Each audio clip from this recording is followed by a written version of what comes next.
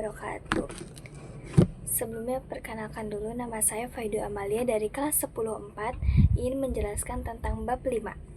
Masuknya agama Islam di Indonesia.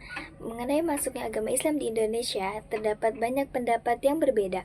Beberapa pendapat tersebut adalah teori Gujarat oleh Prof. Dr. Senoguranje.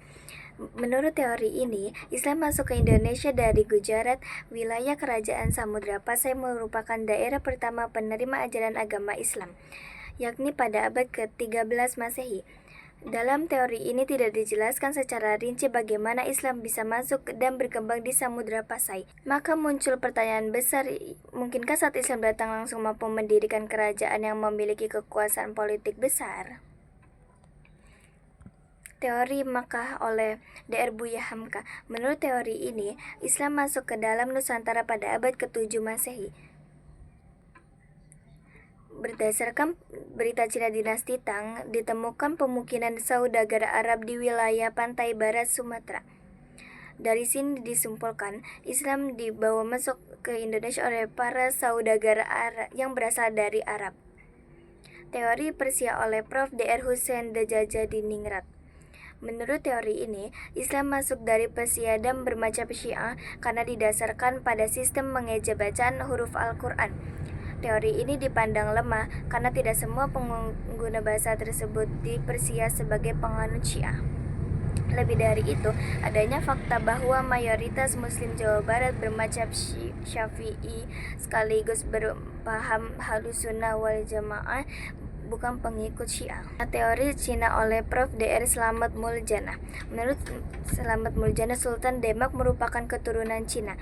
Lebih dari itu, menurutnya Wali Songo juga merupakan keturunan Cina.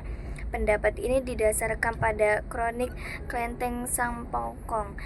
Pertanyaannya, mengapa nama Sultan Demak dan para wali Songo yang dicinakan dalam kronik Sampokong dianggap sebagai orang Cina?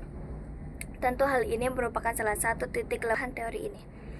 Selanjutnya teori Matim oleh N.A. Balas melalui jalur ini, yakni pada abad ke-1 atau abad ke-7 Masehi, agama Islam dikenalkan di sepanjang jalur niaga di pantai tempat persinggahan. Proses pengenalan agama Islam ini berlangsung pada kurun waktu abad ke-1 sampai abad ke-5 Masehi sampai dengan 7 Masehi. Fase berikutnya adalah pengembangan agama Islam terjadi pada abad ke-6 sampai ke pelosok Indonesia. Saudagar pribumi berperan penting dalam proses pengembangan agama Islam di pedalaman-pedalaman, dimulai dari Aceh pada abad ke-9 Masehi dan dimulai tumbuh dan berkembangnya agama Islam di berbagai wilayah. Masa perkembangan agama Islam adalah kurun waktu pada saat umat Islam telah membangun kesultanan sebagai bentuk kekuasaan politik. Perkembangan Islam di Indonesia semakin melesat seiring banyaknya raja-raja Hindu yang memeluk Islam. Dengan demikian, terbentuklah kesultanan Islam di berbagai wilayah Indonesia. Istilah kerajaan berubah menjadi kesultanan dan istilah raja berubah menjadi sultan. Tumbuhnya kesultanan Islam di Indonesia tidak dapat dilepaskan dari sebab timbul politik di luar Indonesia. Tokoh penyebar ajaran Islam di Indonesia.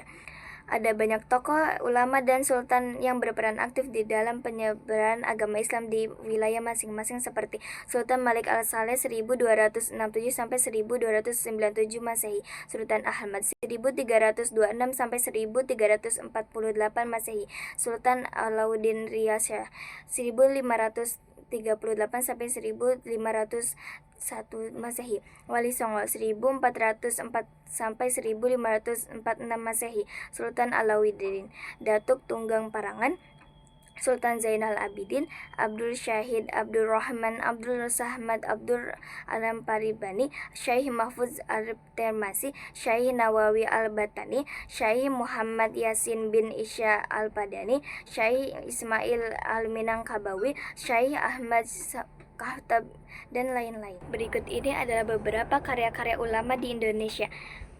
Nuruddin Al-Rani Rai berasal dari Aceh. Karya Sirat Al-Mustaqim bidang ilmu fikih ibadah. Abdul Rauf As-Sinkhili berasal dari Aceh.